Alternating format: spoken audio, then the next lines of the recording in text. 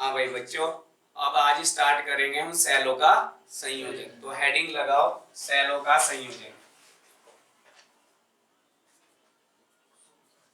सेलों का संयोजन। तो जैसे हमने प्रतिरोधों का संयोजन पढ़ा, ठीक है, तो दो संयोजन हमने पढ़े थे, श्रेणी क्रम संयोजन, और उसी प्रकार से हम सेलों का संयोजन पढ़ेंगे, यानी कि दो या दो से अधिक सेलों को जोड़कर, है ना, एक सेल के तुल्य, है ना, परिपथ बनाना क्या कहलाता है? सेलों का संयोजन कहलाता है। समझे नहीं? तो यहां पर सबसे पहले फर्स्ट है श्रेणी क्रम संयोजन। कौन सा है? श्रेणी क्रम संयोजन। तो सेलों का श्रेणी क्रम संयोजन। अब इसमें हम श्रेणी क्रम संयोजन में सबसे छोटा केस देखेंगे। अगर दो सेल है हमारे पास, एक सेल का ईएमएफ E1 और एक इसका इंटरनल रेजिस्टेंस यानी कि आंतरिक प्रतिरोध R1 है, ठीक है, और इसी पैटर्न में एक दूसरा सेल जोड़ा गया है जिसका ईएमएफ कितना है, विद्युत वाहक बल कितना है, E2 है, और आंतरिक प्रतिरोध कितना है, बोलो, R2 है। तो यहां पर अगर इस पैटर्न में, सेम पैटर्न में अगर सेलों को जोड़ा गया है, समझे नहीं, तो तुल्य विद्युत वाहक बल कितना होगा ये हमें बताना है। तुल्य विद्युत वाहक बल कितना होगा? तो E इक्विवेलेंट कितना होगा अगर श्रेणी क्रम में है? किस में है?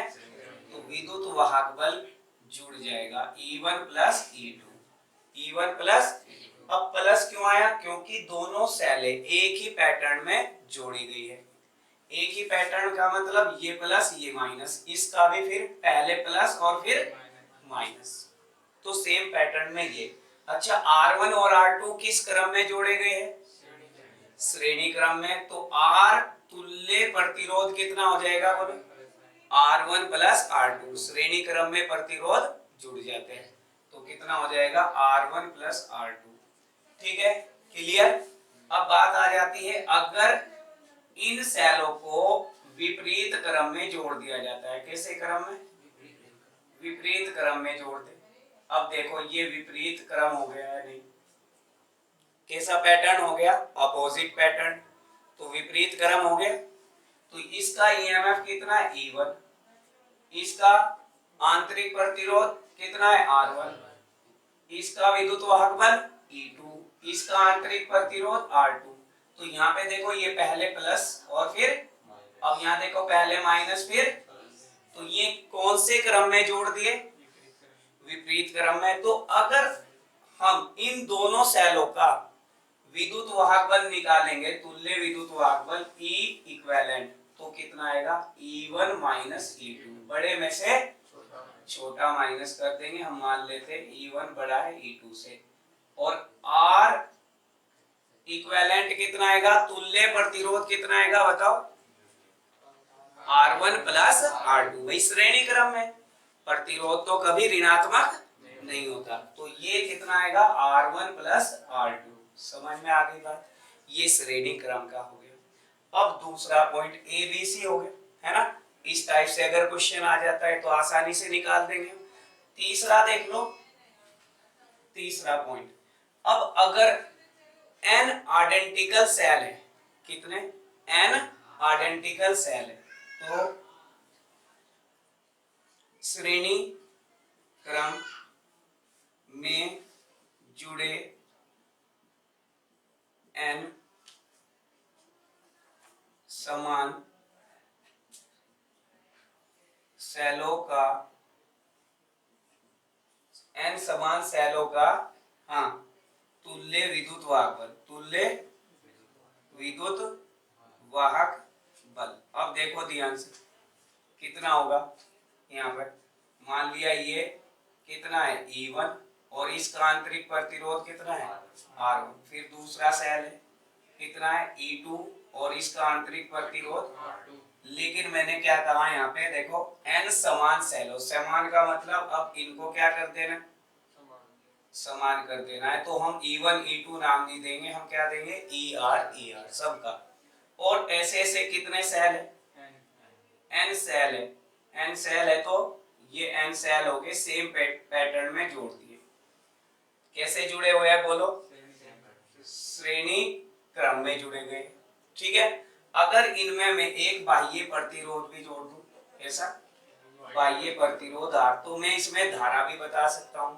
अब धारा किस में एंटर करती है, निगेटिव टर्मिनल में। किससे निकलती हुई दिखाई देती है, पॉजिटिव से। तो धारा की दिशा बोलो ये हो जाएगी यानी, तो यहाँ पे इस तरीके से धारा प्रवाहित हो रही है। समझ में आ गई बात।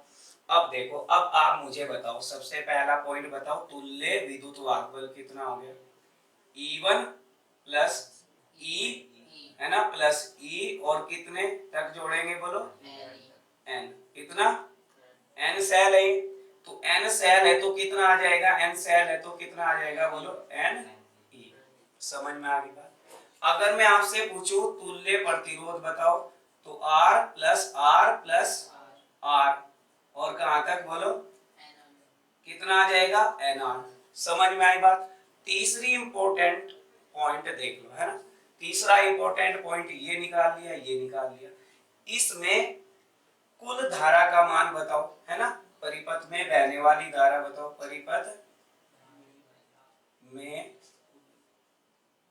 बहने वाली धारा। अब धारा बराबर क्या होता है, वोल्टेज। तो वोल्टेज क्या होगा, कुल विद्युत वाहक बल, कुल या तुल्य विद्युत वाहक बल ऊपर रखेंगे, और नीचे कुल प्रतिरोध, क्या, तो तुल्य विद्युत वाहक बल बटे कुल प्रतिरोध। समझ में आई बात, कुल प्रतिरोध। ठीक है, तो तुल्य विद्युत वाहक बल कितना आया हुआ है, यहाँ पे देखो कितना आया हुआ है, Ne। कितना आया हुआ है, Ne अपॉन में बोलो कितना। अब ये देखो, ये तो N सेलों का तुल्य प्रतिरोध था, N सेलों का तुल्य प्रतिरोध, ये N सेलों का तुल्य विद्युत वाहक बल। अब यहाँ पे कुल प्रतिरोध कितना, पूरे परिपथ की बात कर रहा हूं मैं, किसकी बात कर रहा हूँ, परिपथ में कुल प्रतिरोध एक तो हो गया किसका, सेलों का। आंतरिक प्रतिरोध कितना हुआ, NR। कितना हुआ, और सभी के सभी कैसे जुड़े हुए हैं, श्रेणी क्रम में। समझ में आ गई बात, फटाफट नोट कर लो इसको। कर लिया भाई, है ना। चलो अब देखो, इसके स्पेशल केस देखते हैं हम, है ना, जो परिपथ में बहने वाली जो धारा है ना। अगर हम इसके लिए कुछ दो स्पेशल केस निकालेंगे, कितने, दो। अब देखो केस वन क्या है, ध्यान से सुनो। यदि R का जो मान है बहुत बड़ा है, किससे, NR से, इससे NR से, है ना। समझ में आई बात। इसका मतलब NR क्या हो गया, नगण्य हो गया। क्या हो गया, नगण्य हो गया। तब सूत्र क्या बनेगा, ये अगर ये कंडीशन दे करके पूछे परिपथ में बहने वाली धारा, तो हम इसको नगण्य कर देते। तो कितना मान आ गया बोलो, I बराबर कितना आ गया बोलो, Ne बाय R। बोलो समझ में आई नहीं बात। अब इसका दूसरा केस सेकंड में यदि जैसे इसका अपोजिट, समझ में आई बात। अगर हम R को छोटा माने, क्या माने, छोटा, तो अब किसको नगण्य मानेंगे, R को नगण्य मानेंगे। तो परिपथ में बहने वाली धारा कितनी होगी बोलो, I इक्वल टू, देखो यहाँ पे Ne अपॉन NR, तो N से N cancel, E upon R से कैसा, क्या पता चल रहा है हमें कि जो परिपथ था उसमें जो धारा प्रवाहित हो रही है वो केवल एक सेल के कारण प्रवाहित हो रही है। यदि क्या है, बाह्य प्रतिरोध, है ना, आंतरिक प्रतिरोधों के, ठीक है ना, की तुलना में क्या हो, नगण्य हो, बहुत कम हो, तो तब जो परिपथ में धारा बहती है वो केवल एक सेल के कारण बहती है। समझ गए नहीं, ये चीज है। तो ये दोनों केस इंपॉर्टेंट है। और दूसरा 3 स्टार लगा के लिख लेना, अभी बताई मैंने बात क्या, कि अगर n सेलों में से क्या, n सेलों में से m सेलों को विपरीत क्रम में जोड़ दिया जाए। किस क्रम में जोड़ दिया जाए? विपरीत क्रम में जोड़ दिया जाए, तब तुल्य विद्युत वाहक बल कितना होगा? तो लिख लो फटाफट। यदि n सेलों में से m सेलों को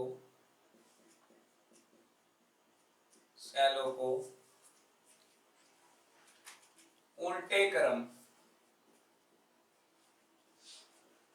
में जोड़ दिया जाए,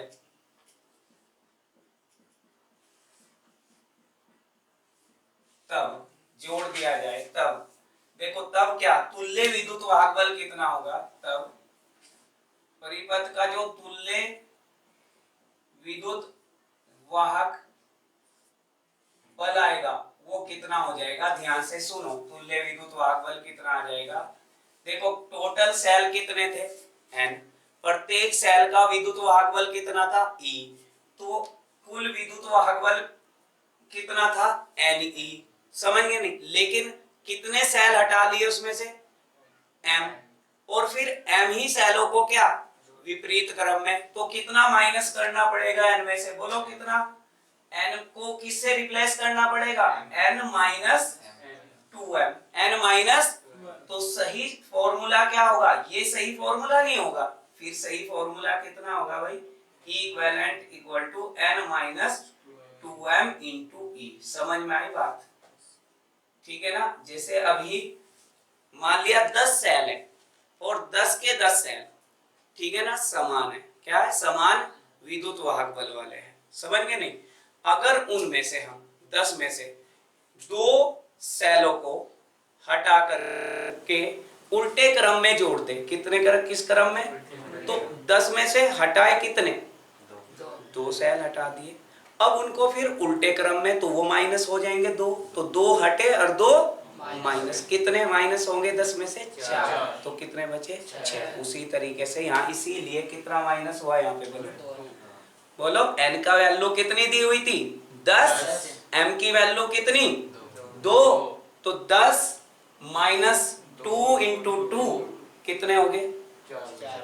कितने? 6। आपका 10 माइनस 4 6 हो गए, तो 6 ई आ जाएगा। कितना आ जाएगा? 6। समझ में आई बात? नोट कर लो फटाफट, फिर आगे बढ़ते हैं।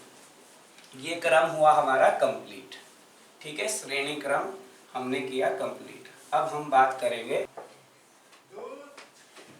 समांतर क्रम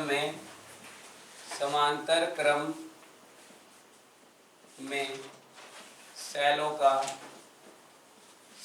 का संयोजन। समांतर क्रम में सेलों का संयोजन। अब सबसे पहले समांतर क्रम में हम 2 सेल जिनके विद्युत वाहक बल अलग अलग है, जिनके आंतरिक प्रतिरोध भी क्या है?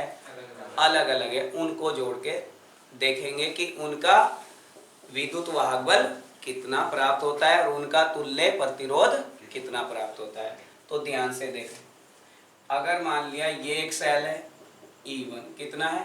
E1, और इसका आंतरिक प्रतिरोध कितना है? R1, और ये दूसरा सेल है, इसका तुल्य विद्युत वाहक बल E2 और आंतरिक प्रतिरोध कितना है? R2। समझ में आ गई बात, है ना? अब अगर ये कैसे जुड़े हुए हैं? बोलो समांतर, है ना? और किस पैटर्न में है ये? सेम पैटर्न में है या अलग अलग पैटर्न है सेलों का? बोलो, सेलों का एक ही पैटर्न है या अलग? पैटर्न का मतलब उनके टर्मिनल को देखेंगे, एक ही पैटर्न में है या नहीं, है ना? प्लस प्लस वाले एक साइड है, माइनस माइनस वाले एक ही साइड में। वैसे ही श्रेणी क्रम में देखा था हमने, तो सेलों का सेम पैटर्न बोलते हैं, इसको क्या बोलते हैं? Same pattern. समझे नहीं? पैटर्न, सेम पैटर्न हो गया। अब इस पैटर्न में अगर सेल जुड़े हुए हो और सेलों का तुल्य विद्युत वाहक बल पूछा गया है। क्या पूछा गया है? तो तुल्य विद्युत वाहक बल कितना होगा? देखो ध्यान से सुनो, कितना होगा? E इक्विवेलेंट है ना, इसका क्या नाम है? तुल्य विद्युत वाहक बल। यानी कि इसको जोड़ करके हम क्या बनाएंगे? एक सेल बना देंगे। समझे नहीं? कौन सी सेल? मान लिया इसको जोड़े तो हमारा एक सेल बनेगा ये। तो इस R इक्विवेलेंट का मान निकालना है हमें और E इक्विवेलेंट का मान। समझ में आई बात? ये तो E इक्विवेलेंट कितना आएगा? E1 R2 कितना आएगा? और फिर इधर से क्रॉस गुणा करेंगे E2 R1 और नीचे कितना लिखेंगे? E1 R2 plus E2 R1 upon R1 plus R2। या इसको ऐसे भी लिख सकते हैं दूसरे तरीके से, E equivalent equal to E1 upon R1 कितना? E1 upon R1 E2 upon R2 upon में 1 अपॉन R1 प्लस 1 अपॉन। अब देखो यहां से लघुत्तम लो, यहां से लघुत्तम लो, लघुत्तम से लघुत्तम कट जाएगा। यहाँ क्या आएगा? R2 plus R1। देखो ये रहा R2 प्लस R1 और यहाँ क्या आ जाएगा? E1 R2 और प्लस E2 R1। तो अगर 3 सेल जुड़े हुए होते, कितने सेल? 3 सेल जुड़े हुए थे, क्या लिख सकते थे आप? तुल्य विद्युत वाहक बल। 3 में क्या लिखते? आगे बढ़ा देते प्लस E3 अपॉन R3। नीचे क्या है? बढ़ा देते प्लस 1 अपॉन 3। अब इसका प्रूफ भी बताऊंगा मैं आगे। क्या? इसको सिद्ध कैसे करेंगे, क्योंकि डायरेक्ट सूत्र याद होना बहुत जरूरी है। यहाँ पे उन्होंने दे दिया मान लिया 10 वोल्ट, यहाँ पे दे दिया उन्होंने मान लिया 1 ओम, यहाँ दे दिया उन्होंने 5 वोल्ट और यहाँ पे दे दिया उन्होंने 5 ओम। तो बता सकते हैं इसका? क्या बता सकते हैं? क्या बता सकते हैं इसका? तो बोलते क्यों नहीं? विद्युत वाहक बल। और क्या बता सकते हैं? तथा और क्या बता सकते हैं? R equivalent. क्या बता सकते हैं? हाँ, तुल्य प्रतिरोध। कैसे? जब दोनों समांतर क्रम में जुड़े हुए होते प्रतिरोध, दोनों का गुणनफल बताया था और नीचे दोनों का योगफल। या इसको मैंने ऐसे बताया था 1 अपॉन कितना? R equivalent equal to 1 upon R1 plus 1 upon R2। अब दूसरी बात, अगर किसी एक सेल को विपरीत क्रम में जोड़ दिया जाए, है ना, उल्टे तरीके से जोड़ दिया जाए, तो फिर क्या होगा? फिर यहाँ पर क्या आ जाएगा? माइनस। क्या आ जाएगा? यहाँ पर माइनस आ जाएगा। समझ में आई बात? करो, इसको नोट करो। नीचे माइनस आएगा। किसमें? प्रतिरोध में माइनस नहीं आता। ठीक है ना? बी क्या है? बी ये इंटरनल रेजिस्टेंस हो गया R, और ये क्या हो गया? एक तो हो गया सेल का क्या? विद्युत वाहक बल। और ये क्या हो गया? इंटरनल रेजिस्टेंस, आंतरिक प्रतिरोध। दूसरा सेल इसी के उल्टे पैटर्न में जोड़ दिया। कैसे पैटर्न में? हाँ, ये ध्यान रखो। अब उल्टे पैटर्न में जोड़ दिया। ये E2 हो गया और ये क्या हो गया? आंतरिक प्रतिरोध। तो कैसे जुड़े हुए हैं दोनों सेल? ठीक है, विपरीत क्रम में। कैसे क्रम में? बोलो, विपरीत क्रम में। तो ध्यान देना है कि ये दोनों सेल यहाँ कैसे क्रम में जुड़े हुए हैं? विपरीत। तो यहाँ पे E इक्विवेलेंट कितना आएगा? E1 R2 कितना? E1 R2 है ना, माइनस E2 R1 अपॉन में R1 प्लस कितना? R2 अपॉन में R1 प्लस R2। अब ध्यान से सुनो, C वाला पॉइंट देखो। C वाला पॉइंट क्या है? अब अगर n समान सेलों को, समान का मतलब विद्युत वाहक बल भी प्रत्येक सेल का समान हो गया और आंतरिक प्रतिरोध भी प्रत्येक सेल का समान हो गया। अच्छा, अगर इसमें यहाँ पे बात करें R इक्विवेलेंट की, किसकी?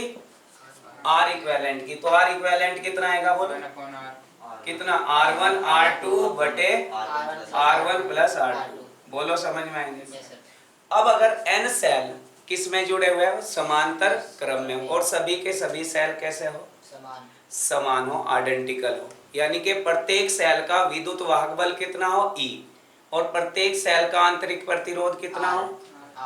R हो, स्मॉल r हो। तो देखो यहाँ पे जोड़ो, तो यहाँ पे हम जोड़ देते हैं क्या, पहला सेल जोड़ दिया हमने, ठीक है, फिर दूसरा सेल जोड़ दिया हमने, और फिर तीसरा सेल जोड़ दिया हमने, और इसी तरीके से क्या जोड़ दिया हमने, n सेल जोड़ दिए। कितने सेल जोड़ दिए बोलो, n सेल जोड़ दिए इसी तरीके से। और प्रत्येक सेल का आपका विद्युत वाहक बल कितना है, E है। कितना है, E है। और आंतरिक प्रतिरोध कितना है, R है। कितना है, R। ये आंतरिक प्रतिरोध है R। और इनको ऐसे जोड़ दिए। समझ में आई बात, ये ठीक। और एक बाह्य प्रतिरोध भी जोड़ दिया इस परिपथ पे। कितना, कैपिटल R, बाह्य प्रतिरोध। समझे नहीं। अब धारा, जो धारा बहती है वो कैसी, किससे, निगेटिव में एंटर करेगी और पॉजिटिव से निकलेगी, तो धारा की दिशा क्या होगी बोलो, ये होगी। समझ में आई बात, ये धारा। तो अब आपको ये बताना है कुल धारा कितनी है इस परिपथ में, इसका तुल्य प्रतिरोध कितना है। तो बताओ इसका इक्विवेलेंट कितना है, बताओ इक्विवेलेंट बताओ। पहले तो मैंने बताया था कि समांतर क्रम में वोल्टेज समान होते हैं। क्या बताया था, तो चाहे n सेल हो, कितने सेल है यहाँ से यहाँ तक, ये n सेल है। कितने सेल है, n सेलों को किस में जोड़ा गया है, समांतर, तो E ही रहेगा। कितना रहेगा, तो अब ये बताओ R इक्विवेलेंट कितना रहेगा, R इक्विवेलेंट बताओ कितना रहेगा। R इक्विवेलेंट मींस तुल्य प्रतिरोध किसका निकाल, तो R प्रतिरोध जुड़े हुए हैं, है ना, तो क्या आ जाएगा बोलो, R बटे कितना बोलो, N। अरे पढ़ा चुके भाई। तो अब हम आसानी से परिपथ में बहने वाली धारा निकाल सकते हैं। क्या निकाल सकते हैं, परिपथ में बहने वाली धारा। क्या बताया था, परिपथ में बहने वाली धारा, कुल विद्युत वाहक बल, और कुल विद्युत वाहक बल कितना आया बोलो, E आया। कितना आया, E। कुल प्रतिरोध, तो आपका जो आंतरिक प्रतिरोध है वो कितना आया, कुल आंतरिक प्रतिरोध R बटे N। कितना, और बाह्य प्रतिरोध कितना है, R। तो कितना हो गया, R प्लस R बटे N। बोलो समझ में आया या नहीं, समझ में आया या नहीं। इसमें भी कितने केस बना सकते हैं, अब हम दो। कितने केस बना सकते हैं, दो। समझ में आई बात, दो कैसे बना सकते हैं बोलो, जब R बहुत बड़ा हो, किससे, R बटे N से, तो R बटे N को हटा देंगे, कितनी धारा मिलेगी, E बटे R। और अगर R बहुत बहुत छोटा हो, R बटे N से, तो फिर I इक्वल टू क्या मिलेगा, N E अपॉन R। बोलो समझ में आई नहीं बात, क्लियर है।